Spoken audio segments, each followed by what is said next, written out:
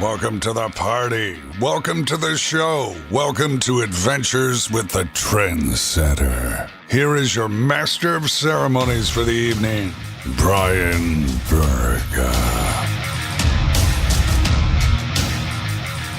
All right, guys, another episode of Adventures with the Trendsetter here. I'm your host, Brian Berger. Excited for my guest here today. It's none other than the wonderful Avi Love, guys. You've been asking for it. I am delivering it to you, but then Avi Love is gracing us with her presence. Avi, thank you so much for joining the Adventures with the Trendsetter. How are you doing today? I'm doing really good. How are you? Doing great. Exhausted. I'm running on fumes. Can you kind of relate? Or did you have a busy day today? Today I actually have the day off, so I was just chilling. Are those kind of rare for you? Yeah, it is. I'm usually like in California, going back and forth between Vegas, always busy, but I got the day off, so I'm relaxing. All right, so in terms of relaxing, let's dive into that. A day off, which is few and far between for you. What is your ideal day off right now? Is it hanging out with friends? Is it just chilling in bed? Or is it just running errands? What's an ideal day off for you? Usually running errands and watching Netflix. Netflix? All right, what's on your Netflix list right now? What's on your catch-up list, basically? Luke Cage. He's like my husband. Your husband? Oh, lucky guy. Congratulations to the two of you. I'm just kidding. I wish. Well, I'm just... Shameless. I've been watching that, and Orange is the New Black. How is that? Orange is the New Black. I've never seen that before. People have been raving about it. You've never seen it? I love it. Dude, I have a lot of catching up to do. Show. I haven't seen Game of Thrones yet. So what? You haven't seen Game of Thrones? What is wrong with you? What is wrong with me? The thing is, I like to eat. I like to work. I don't like to work, but I need to eat, and so. I love Game of Thrones. I know, it's like everybody raves about it. I've seen certain clips about it. Definitely the death scenes. You can catch them on YouTube, like best death scenes out there, and it's pretty gruesome, and a lot of nudity in it as well. So I think I would fit right in though, because like it's like Vikings. They have gigantic beards. I have a big beard myself, so I would fit right in those days and those times. The dragons are epic. The dragons, yes, exactly. And yeah, I got a lot catching up to do, and knowing it's the last season. But well, telling by the tone of your voice, you would highly recommend it then. Oh yeah, definitely. Well, if you can't watch the show, maybe read the books. I haven't read the books yet, but I want to. Yeah, I'm probably better off reading the books, though, because, you know, in terms of the hours that I'm dealing with, and I'm always looking at computer screens, so my eyes are usually shot sometimes. Maybe it's best that I read a book. But it always goes back to, like, if you look at the Harry Potters or things like that, people read the books, and then when they see the movie, they're, like, really disappointed. You would actually do the opposite. You're watching the series, you've watched the series, and you're going back to read the books. Yeah, because I think, well, what I've heard is that the books are... I mean, they're different, and I think that, like, the later books go in a different direction than the show is going. So, yeah, I really want to read them and find out if that's true. Would you love to be part of that cast? Because the thing is, I remember looking at a couple of interviews in the past. You did theater when you were younger. You wanted to be a successful actress. Could something like that be something that piques your interest to do in the mainstream? That would be amazing. Even if I was just an extra on Game of Thrones, that's a dream. That'd be awesome. Any type of genre in terms of when you were doing, because back in high school, I did all the school plays. I did the musicals when I had a singing voice at that time. I don't have it anymore. What were you interested in? Were you interested in musicals, like Broadway, more of like the main screen type of stuff? What were you interested in back then? Well, unfortunately, our school only did musicals, and I can't sing worth a crap. So, but you tried. I did like a lot of extra work. Okay. But I don't know. I like horror stuff. Like I am the lead in The Possession of Mrs. Hyde for Axel Braun. Mm-hmm. So I'm really excited for that to come out and for everyone to see it, because I feel like I'm really showing like my acting powers. So it's really a fun project. No, it sounds fun. I mean, something I've noticed too when I've dove into kind of like doing a lot of research, and you see a lot of trailers, because I do follow a lot of adult film stars, and they put out their trailers of certain movies that are coming out, and it's amazing in terms of maybe and you're obviously fairly young, so you probably didn't know this, but back during times like of VHS tapes and stuff like that, the quality was so bad. And in terms of the dialogue and the idea of what the storyline was going to be, it was basically kind of very simplistic. There's no dimensions or elements behind it. And nowadays, I look at some of these productions that are really well done, even if they're parodies. There's a lot of money that goes into doing this to keep it high quality. So when it comes to doing something like that with the lead that you're talking about, you know, those type of genres, I guess, excite you to do more of those rather than the basic, you know, Gonzo type style films? Yes, any chance I get to act is, like, I just want to do it. Like, I love it. It makes me feel like I am in mainstream almost because, like you were saying, like, the quality is so good now, and I don't know, these crews, they know what they're doing, so it makes you feel like you are doing mainstream, even though it's porn.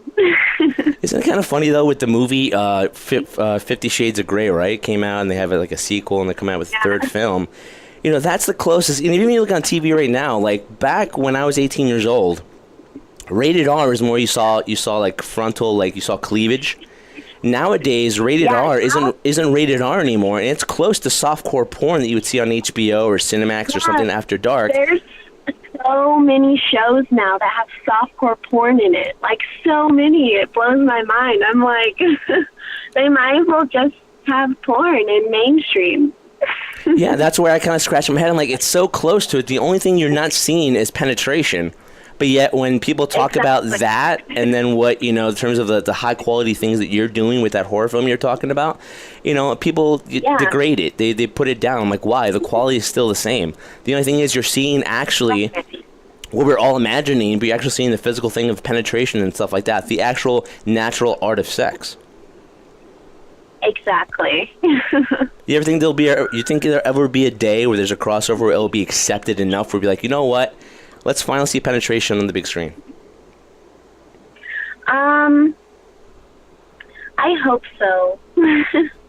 I mean, I think it's going to be a while because it's like they're just now doing like softcore in shows. So I think it'll still be a while, but I think it could happen one day for sure.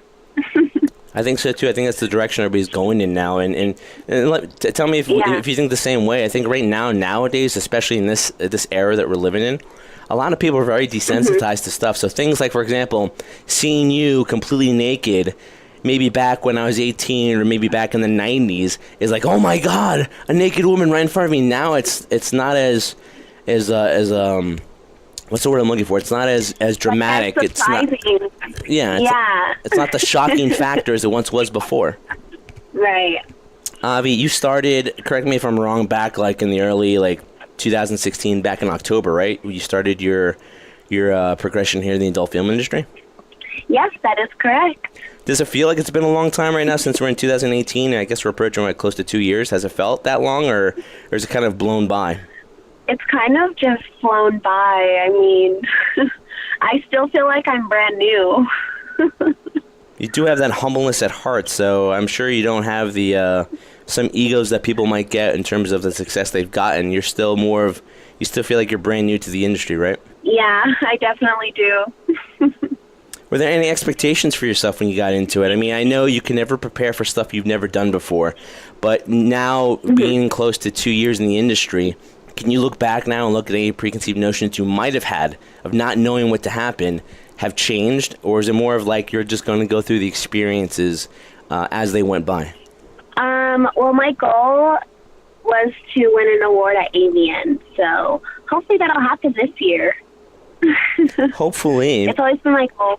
Or to at least be nominated. Mm-hmm. Yeah, so that's been my goal since I got in pretty much. Well, if there's a category, is there a particular one you'd want to be nominated for, like Best New Starlet or something like that? Or what would you want to be nominated for if you had the choice to choose? Best Female Actress.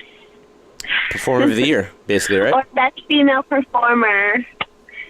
Yeah, those are great goals to have. But, I've asked certain people because back in January, I went to AVN for the first time. I went to Vegas, my first time ever, and I conducted a good amount of interviews. And, it's different for everybody, obviously. I mean, you're still wanting to gain an award. But I'm curious, though. Say you never got one, right? Is that in terms of, would that award be validation for you? in the sense that you made the right decision in terms of this is what you want to do as a career, or is it more of just something you hope to have? It's more something I hope to have. Gotcha. Yeah. And I hope you do get it. I mean, when you go to those types of conventions, I mean, it was amazing. It felt kind of like it was the Super Bowl / Academy Awards, Emmys, whatever you want to call it, of the adult film industry. The who's who list was there, especially for the red carpet. People were dressed to impress, and the award ceremony was really well done. Unfortunately, I didn't get a chance to be there live because I had to beat it literally the day before because I had to go to Philadelphia for an event that I had to attend. So I didn't get a chance to see it. Hopefully next year I'll get a chance to. But talking about the dynamic of being there, you're obviously there. You're during the convention of the expo. In my opinion, I mean, what was it like in terms of the experience from a performer standpoint when you're seeing a lot of people come up to you, admiring your work and appreciating the work that you put into it? What type of feeling do you get out of that? I don't know. I think it's so much fun, and it's really amazing having people, come up to you and ask you for your autograph. It just really makes you feel good. And it was a really fun experience for me last year, because last year was actually my first time being at a booth signing. So it was a really fun experience for me. Was it a little overwhelming at times? Because it was the first time for me there as part of the quote-unquote media, and it gets pretty hectic and crazy. So how were you able to handle all those things with so many people and so many things to do at that time? It actually didn't seem that hectic to me. I guess because I kind of knew what it was going to be like, because the year before, my very first AVN, I was looking for an agent, and I was kind of walking around, and I already got a feel of it before I went last year. So it wasn't too crazy. Can you describe a little bit about the fact that, I have so much respect for the mere fact that when you went to a booth last year and then you attended it for your first AVN, I guess 2 years ago, or close to 2 years ago. It's amazing that when I look at it, and I guess I have a different mindset than most people. Like, of course, you're there, the women look beautiful, they're dressed to impress, they're wearing skimpy outfits. It's basically they're selling the fantasy, they're selling sex. But to me, what I look at is the fear, I look at it as that, from this perspective, that, man, how many hours must she have taken to get prepared, not only for the look, the hair, the makeup, the outfit, but also the planning it takes to decide what you're going to take with you, your merchandise, your 8x10s, your DVDs. How chaotic can that process be, especially since last time was your first time there? Was it chaotic? Was it more, for example, you're up 3 hours before the event starts to get your hair and makeup done? Or was it more of a relaxing, chill atmosphere for you? In that sense, it is pretty chaotic. Even just getting ready for the convention, trying to get all your pictures, trying to get your merch? I don't know, the merchandise that you want to sell, just getting that all together and figuring out what outfits you're going to wear every day, and, having to go shopping and trying to figure it all out. It gets crazy. I feel like I need to start preparing for AVN now. You and me both. Do you go to any of the other conventions like Exotica, or is it just AVN? I went to Exotica in New Jersey last year. Damn it. I think I'm going to try to go again this year in November. Thankfully. Thank God. Yeah, I'm going to try to go. I got to contact a few people and see if they'll let me sign for them. Well, hopefully they do, because back in November, that was actually the first time I ever attended it, too. I went off a whim to kind of see if I could do a press credential, and luckily I met so many nice and kind people. It's amazing that, although it's the dynamic of, sex and fantasy and stuff like that, there's just so many nice people. I'm sure you run into a couple of, assholes every once in a while, but it seems like it's just a friendly, it feels like it's just a friendly atmosphere over there. Oh yeah, in general, I feel like a lot of the performers I've met, they're pretty humble, and they're just cool people to be around. Were you ever starstruck by anybody? No, not really, because before I got into the industry, I watched porn, but I never really followed anyone, so I didn't really know who was who, or who's the star, No, I gotcha. And that's probably the best thing, too, in terms of you went in with a clean head, and you probably didn't have to, you know, you just dove into it head first, not having any kind of backstory or have any preconceived notions of it too. So that's pretty cool too. Talk about the experiences with the fans. I mean, I can only imagine. I'm sure you get a little time. You're very stunning, if I can say so myself. Yeah. And, you know, I can only imagine somebody approaching you, and a lot of people tend to get nervous or can't put two sentences together. You know, I find it amazing that I can actually even talk to you right now and not, you know, stumble on my words. That's a credit to me. I'm just kidding. But how do you interact with those that are just nervous? Is it more of you know, they kind of get over it, or what do you do to kind of help them get over their nerves? Because they're there to see you. They're obviously starstruck by it. Is there anything you do particularly to kind of help them cope with their nerves? I mean, I just try to be as nice as possible. So basically be yourself, basically, is what you're telling me. Huh? So what you're telling me is you're basically just trying to be yourself. Yeah, exactly. I don't know. I'm just myself. You know what's funny, though, is that I've noticed by interviewing a couple female stars and even male performers, too, what I've noticed is that when you go to these types of conventions, and I'll go to wrestling conventions, I still have yet to go to a Comic-Con convention, which I desperately want to go to eventually at some point. Before I die, I want to go to one. But what I've noticed, too, is there are a lot of individuals there that have issues of sometimes separating the reality from the fantasy. You know what I mean? Meaning that, you know, when I'm speaking to you, here's the thing, I've seen your work, you seem very authentic, like you're enjoying yourself, you're having a great time. Whether that's true or not, sometimes everybody can have a bad day, I get it. But, you know, I've always been interested, is the Ava Love, is it something in terms of, is that really yourself with the volume turned up really high and something you can kind of flip like a switch and then get away from when you're not necessarily in the public eye? Or is it just something that's really authentically you? Wait, are you talking about, like, me performing, like, on video? Are you saying is I'm talking that me? Or?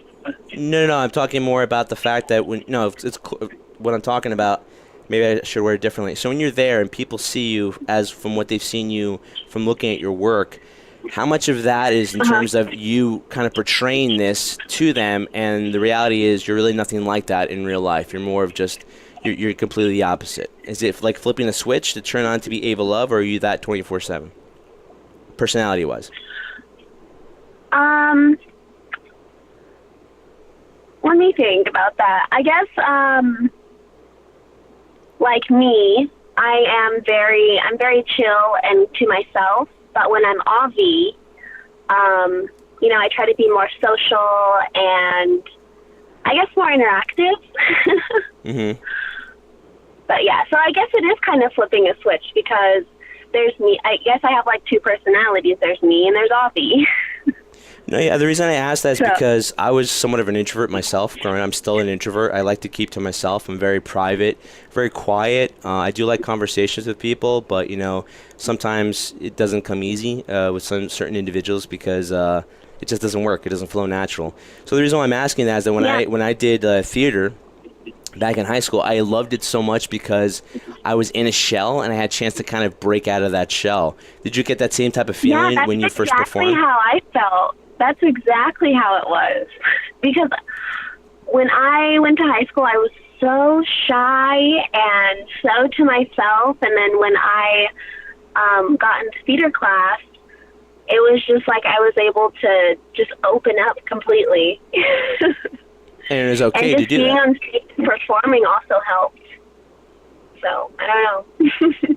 No, I mean, that's kind of the feeling I was getting from you that I kind of could relate to because I was the same way. Like I said, I was very nervous, had low self-esteem, very shy, whatever you want to call it. And then to be able to portray a character or to be around certain people where you can kind of be goofy in yourself kind of gave me that okay or permission to be a certain way. And I could always justify it by saying, well, I'm not really being me. I'm being a quote-unquote character. Exactly. Yep, that's how I am.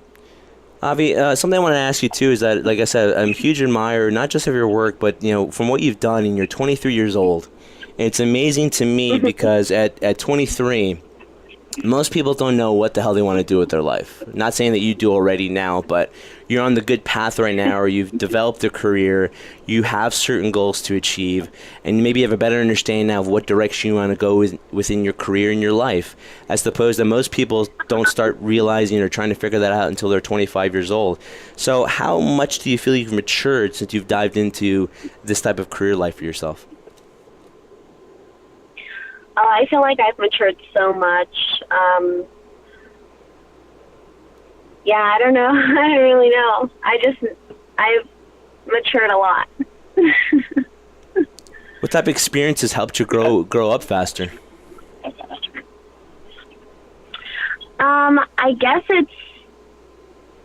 it's just like the income and learning how to deal with it, and I don't know. I guess with that kind of income, it gives you, the option to like move away from your family and have your own life. Mm-hmm. So I feel like just that right there helps you mature a lot.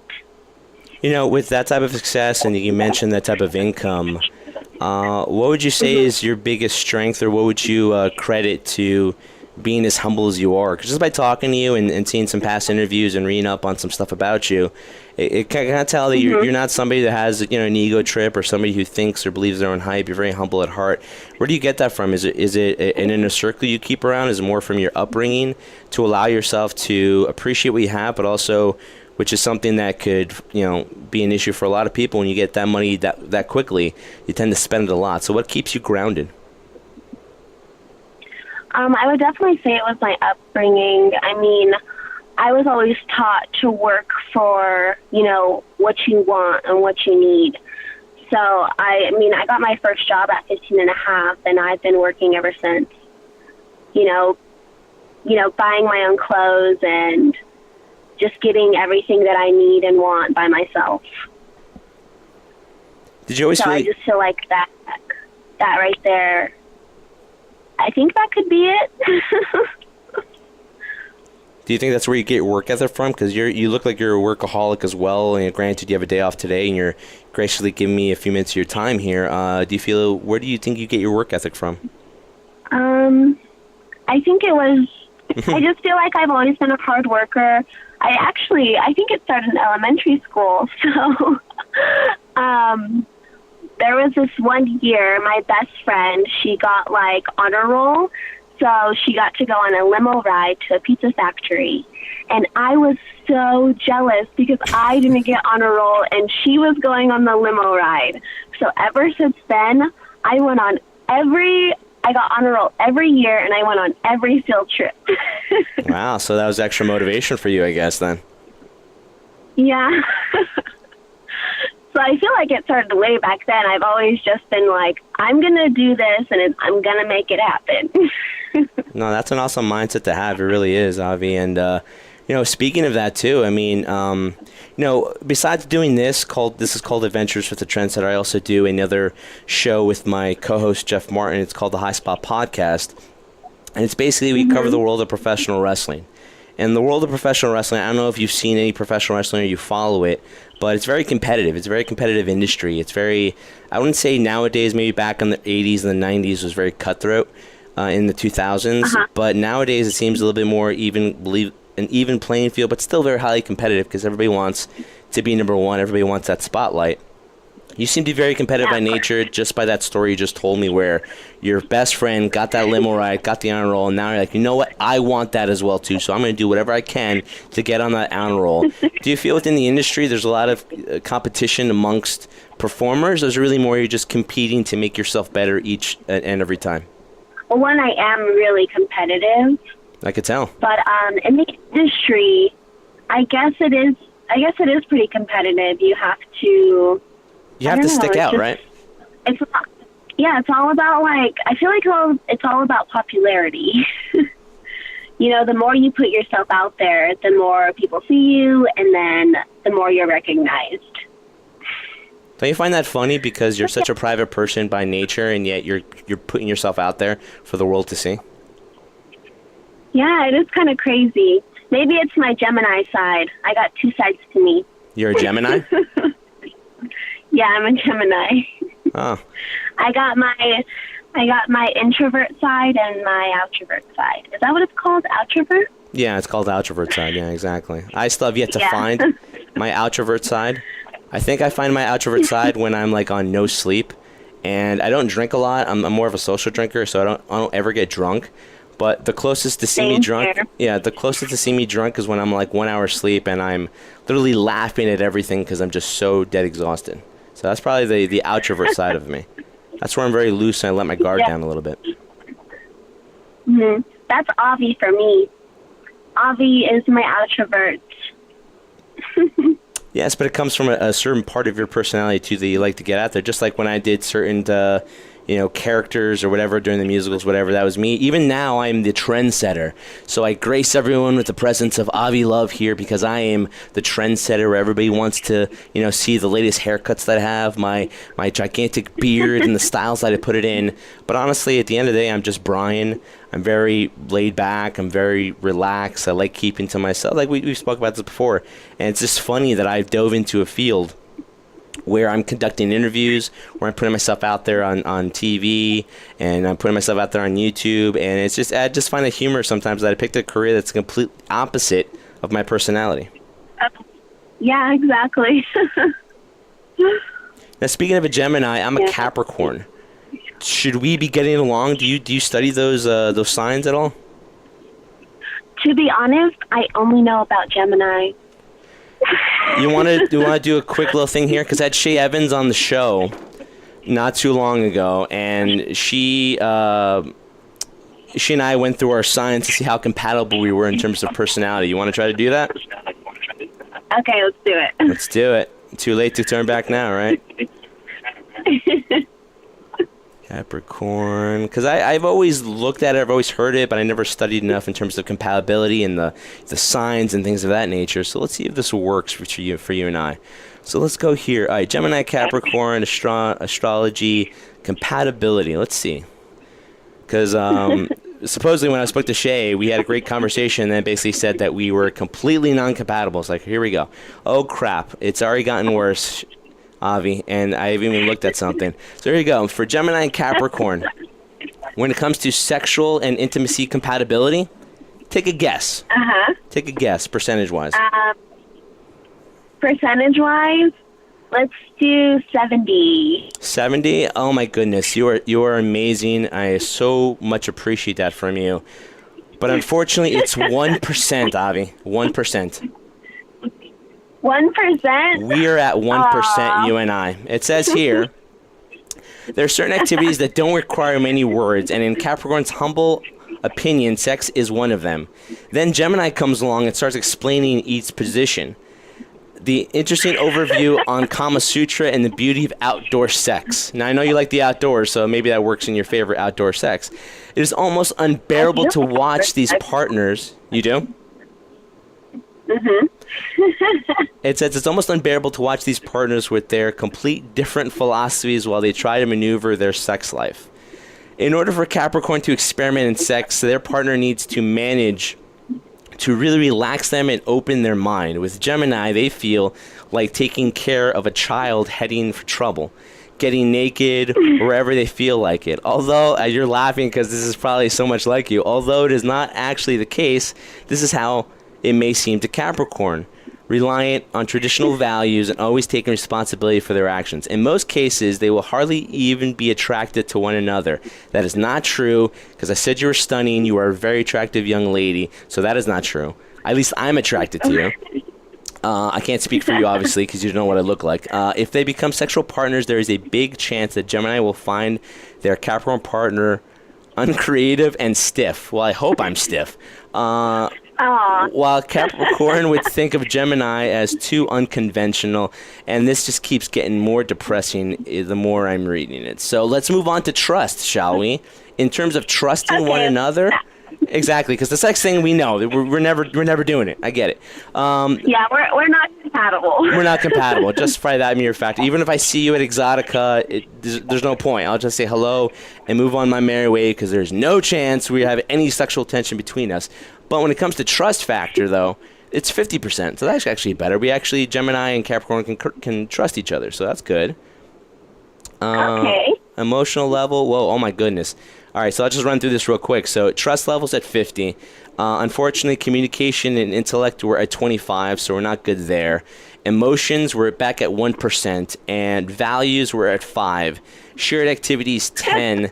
Basic summary, and I can read this out loud, but I won't, because basically it's like Capricorn and Gemini, you guys are shit out of luck trying to get along with each other and be friends. But I don't believe that, because we're getting along right now just talking to one another, so I don't know what is going on here. So much for the astrology science. Could be completely true. It could not. It's true. It could be completely true. But I'm talking about more. Here's the thing. When it comes to connection, and hey, I'm no expert in this too, but I want to hear your input on this too. When it comes to if a conversation can flow easily with one person, I feel that's like literally you're jumping ahead, because the art of the conversation, I feel, has died so much now with the implements of technology and the dating apps and Tinder and stuff like that. So when you can have a good conversation with somebody, make someone laugh, at that point, whatever astrology says or what type of compatibility we might have completely goes out the door, because I don't know what you look for in a guy or a girl, for example. But for me, personality is the key thing. I could find you very physically attractive, Avi, but if I think your personality is very dull or boring or we just don't click, it doesn't matter how good you look, I'm not going to have sex with you. Yeah, I mean, I don't know if I wouldn't have sex with them, but I probably wouldn't date them. Okay, so you can. So that's easier for you in terms of if you're physically attractive, you can go to that extra point. But in terms of dating, you wouldn't go any further because you knew it wasn't going to be worth it. Yeah, it would be. It's like a one night stand situation. Okay, I have to be honest with you. I've never had one of those before. But I can understand from that standpoint, because again, it's more of the physical attraction, so that could be the trigger, I guess, in terms of that. And then, yeah, I mean, you never have to see the other person ever again. It's basically you guys are getting what you both want out of it, so makes sense, understandable. Yeah. Avi, a few more things I want to ask you, and again, thank you so much for your time. And I won't keep you too long, although I desperately want to. I want to hold on to this moment for as much as I can. Oh my goodness. It is, because you're just so amazing to talk to, honestly. And I apologize ahead of time that if I do see you at Exotica, I hope you don't mind that if I'm talking your ear off and just being around you, I'm not trying to be a creeper. You're just that good of a person to talk to and be around. So I understand if security comes and escorts me out, I will not take it personally. I hope you do come and keep me company and talk my ear off. I definitely will. As of right now, I'm talking your ear off to begin with anyway. And hey, no better way than to meet somebody and have a great conversation. Those are few and far between for me, at least. I don't know for you. But something I want to... in terms of this industry, and I spoke before about the art of the conversation, kind of dying down a little bit. For certain people, it's different. But I think everybody relies on technology a lot for an understandable reason, because nowadays when you're talking about the competition within the industry, and you mentioned how it's more of like a popularity contest, it's very true, because when you do put yourself out there, now you're relying on forms of social media like your Twitter, your Instagram, your Snapchat if you have Snapchat, or and putting clips out there to gain exposure, because back in the 80s or 90s, it was very difficult to get your content out there. Nowadays, with a click, you could be internet darling on YouTube in a few seconds, and in your case, you're branding your name and marketing yourself. So my question to you is, with all those things, with everything that you're doing too, and everything that I try to do too, how do you manage to balance all those things out for yourself? Is it more, do you have a team that helps you? Do you do it yourself personally? How do you balance all that stuff between social media to get yourself out there so people can interact with you, but also keep yourself sane too, because it could be very, you can get overworked pretty easily by doing that. Social media is actually really hard for me, because that's when my introvert, like when I'm at home and I'm supposed to be on social media, I'm in my introvert mood, and it's actually really hard for me to like post all the time, because I'm just so caught up in like doing other things and thinking about other things. So I wish I had someone to help me with that, but I don't. So I post when I can. I try. Oh, I'm sure your fans and supporters are always appreciative of that. I mean, no, I just love hearing that. You know why? Because I'm the same way too. I'm so much of an introvert that when I put my stuff out there, whether it be wrestling or doing these interviews, to me, it's more of like work rather than enjoying doing it. Although I do want people to see the content that I put out there and the great conversations like I'm having with you. I want those people to listen to them and see that different side of you as opposed to the porn star side of you. And it just seems really difficult because I'm just very private by nature. So I feel like, not that nobody cares, but I kind of feel like I'm burdening people. Yeah, I feel like when I'm shooting, like, it's so much easier because, I show up, I do my thing, and then I don't have to worry about it. It goes out there for me. But on social media, I have to think of content, take selfies, which isn't hard, but it's kind of hard for me to do all the time. I don't know. No, it's just social media I've never really been big on it. So it's something I'm learning, and it's something that I'm trying to get better at, one step at a time. No, I completely agree. The biggest advice I've ever gotten is least consistency.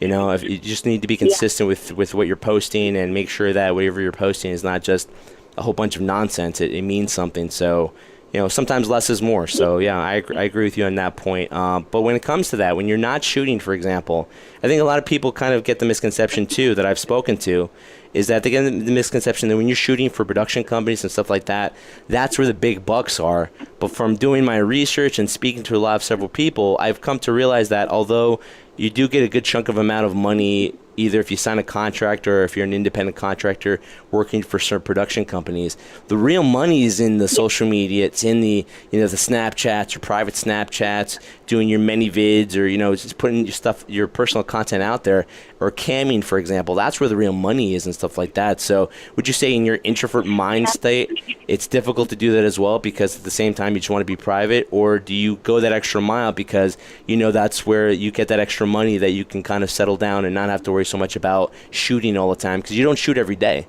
You shoot for a certain period of time, and then after that you're kind of off, right?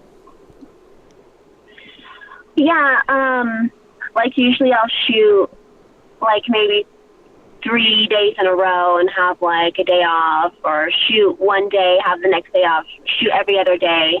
It's just kind of random. But yeah, I think the money is in social media and stuff. I just haven't gone there yet. And camming, I never really got into it because I feel like camming is like a full-time job. It's like you are shooting every day if you cam. Because you have to be, like you were saying, consistency. You have to be on every day, to build that fan base, and then to keep that fan base, you still have to continually put things out there. So it's hard for me, but I'm gonna start shooting my own content soon. I got a camera, I got lighting, I just got a laptop, so it's gonna be happening soon. Nice. So we can all look forward to that in the near future. Pretty close. That you have all your equipment ready to go. Now it's just in terms of when it's going to happen, not if. Avi, Yeah. did you ever consider feature dancing too? Because I know a lot of people in the industry do a lot of feature dancing as well to kind of meet their public and get their name out there as well. Would you ever feature dance, or do you feature dance? No, I don't feature dance. I've never tried it. I don't know if I'd be any good at it. I find that hard to believe because you say you're a performer at heart, right? And what would it be? The dancing aspect of it, or the more traveling out of a suitcase? What would you think would be the difficult thing of it? The appeal that people wouldn't come to see you? I think it would be more like traveling and living out of my suitcase, because I feel like I already travel so much, and that is just adding on top of it. It's understandable. But I mean, I would try it. I don't know if I would do it all the time, but I would try it. Well, it's always a possibility you might be able to do it. And if you're ever in the metropolitan area, definitely will be sitting front row for that one. If it happens, if it ever happens. And one more thing for me, or just two more things real quick, is the this industry that you're in right now. It's like we've talked about before. It's highly competitive. It's in terms of the work that you have to put into it and things of that nature. Now, it being summer theoretically here in the metropolitan area, and you said you have a day off now. Have you been able to enjoy your summer? Have you been able to travel at all? And if not, where would you like to travel in the near future to kind of get away a little bit and enjoy yourself? Because ultimately, although this is a career, we're all appreciative of all the hard work you do. Maybe this is just me saying this, Avi, but we're worried about you. I want you to be happy, and I want you to enjoy your life. Even at 23 years old, you should be enjoying it and doing stuff that you want to do. So, have you had a chance to go on vacation and travel a little bit around the world? Yeah, I went to Italy for my birthday. So jealous. And it was so much fun. Italy is beautiful. I think I'm going to retire there one day. Really? Yeah. I went to Florence. But I'm thinking that every year on my birthday I want to travel and go somewhere. I think Greece next year. Oh, I'm so jealous. I will be living vicariously through you when that happens. And hopefully you post them on Instagram and stuff like that. Oh, yeah, for sure. One final thing for me now, Avi. I thank you so much for joining me here with Adventures with the Trendsetter. I could be talking to you for hours because you're just that good of a conversationalist. And I'm not just saying that. I really mean it when I say that to you. For me, I love food. I feel like I'm a connoisseur to an extent that I just love it, love experimenting with different types of things. Have you ever had Peruvian food? Have you ever visited Peru? I've never been to Peru, and I don't think I've ever had Peruvian food. Well, what is it? We're gonna. Well, it's food made by Peruvians, just like Italian food's made by Italians. I'm joking. No, what it is that I'm Hispanic. I'm of Hispanic descent, so I am. I look like I'm Filipino, but I'm not Filipino. I'm more of I'm just Peruvian descent, very very tan skin. And so the point I'm trying to make here is that I would visit Peru not too long ago in terms of not too long ago, since I've been a teenager. I haven't gone back since. But I would say the quality of the food, when it comes to speaking about anything, there's so much flavor behind it and so many options to choose from. So I'm always curious because sometimes I see people that talk about travel. I'm like, well, have you ever visited my family's native land? Because supposedly they say the food there is the best. And so that being said, I had Cindy Starfall on. I had several guests on, and I was thinking this would be a fun thing because I do plan on making it to Exotica, hopefully trying to conduct some interviews, seeing you there, saying hello to you, maybe do an interview live in person with you again in November.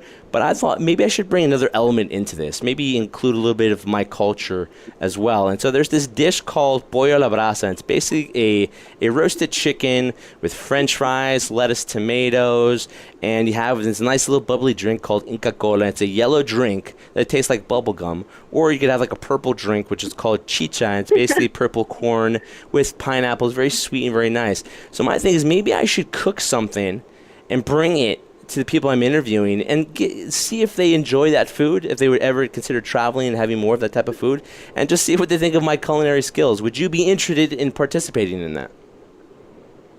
Yes, I would. That sounds yummy. See, nothing beats it. You do an interview and then you have a full stomach. And they say the key to a woman's heart is through her stomach. Now, I know you like sushi and steak, but you're going to have to settle for chicken. Is that okay? I guess. Well, if it's really good, then you're really going to like it. You're not even going to think about sushi and steak. You're going to be like, oh, my God, this is amazing. Yeah. No, I really like chicken, too. Okay, good. You're making me sweat there for a little bit. I was like, crap. Make sure you bring me the purple drink. You want the purple drink or the yellow drink? I'm not sure about the bubblegum flavor. I'm not sure about that. Okay, well, if you say so, I'll bring you the purple drink so you can try it out, and we'll see how it goes. This could be either something really cool and fun, or it could be a disaster, but at least we'll have it on film if it does happen. So, Avi, thank you so much. And in closing, I just wanted to say this to you because I've always wanted to speak to you, and now I have the opportunity to speak to you now. I have a chance to say this to you personally, is the fact that I don't know if you hear this a lot, and if you don't, you should be hearing it a lot, and I make sure for every guest that I have, I say this. It isn't necessarily the same thing that I say or repeat myself. I kind of say it in a different sense, but I just want to personally, for myself, the Trendsetter, Brian Berga, to you, I just want to say thank you. And what I want to thank you for is not only, obviously, for the content, what you do in terms of your career, but I want to thank you because looking at you at 23 years old, and how stunning and beautiful you are, and you're so humble at heart, but also your work ethic is so strong. And it's something that, believe it or not, I related to immediately and gravitated towards when I saw you or I saw some of your interviews you posted. That work ethic you can't fake. And to me, sometimes in any industry, you could do a lot of people that say they work hard or say they do this or do that, but they kind of rely on other people to do it for them.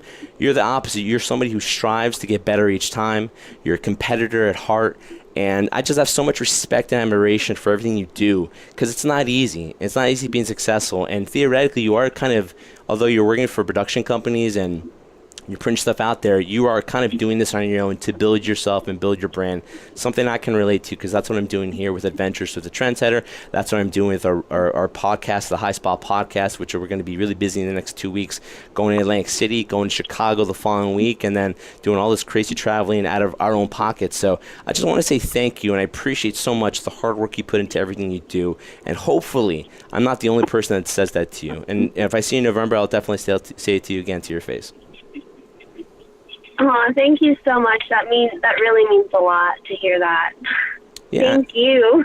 No, and I think it's something you guys should hear very often, because I know there's a lot of scrutiny there.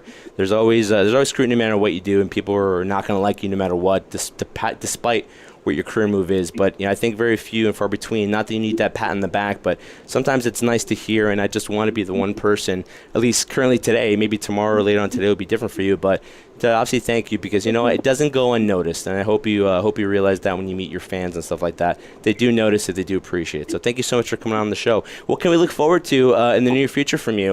Are there any things you're doing in terms of not just projects, but are you doing appearances? You go anywhere else besides November? Is that the only date you plan on traveling to New Jersey, if you do get a booth there? So far, yes. I don't really know about a lot of conventions, so if people could tell me about them, maybe I'll go. And okay, fair enough. For future projects, The Possession of Mrs. Hyde, I'm really excited about it, so I hope people will, keep an eye out for it. And, yeah, follow me on Twitter, Avi Love, XXX. Yeah, so you guys can also follow her on Instagram at missms.avilove. And just go out there and get your name out there. And like I said, much appreciated for you being on the show. Hope you have a great rest of the day, and thank you so much for coming on. Thank you. You too. Bye. Well, there you have it, folks. Another successful episode of Adventures with the Trendsetter in the books. I am your Master of Ceremonies, Brian Berga. Thanking you guys so much for listening to this episode. If you want to keep up with my shenanigans and what I'm doing, you can catch me on Twitter at Brian Berga, as well as what I'm doing here with my tag team partner every Friday on the High Spot Podcast. Like us on Facebook, follow us on Twitter, Instagram, Snapchat, all one word, High Spot Podcast. We post episodes every Friday. Make sure you check out our website as well, highspotpodcast.com. Also, check out the website, brand new, adventureswithtrendsetter.com, as I cover all of the adult film world for you guys. So, guys, thank you so much for listening to this episode. I will catch you guys next time. And remember, although I must bid you adieu and good fortune, remember, I do this for one reason and one reason only. I do this for you, the crew.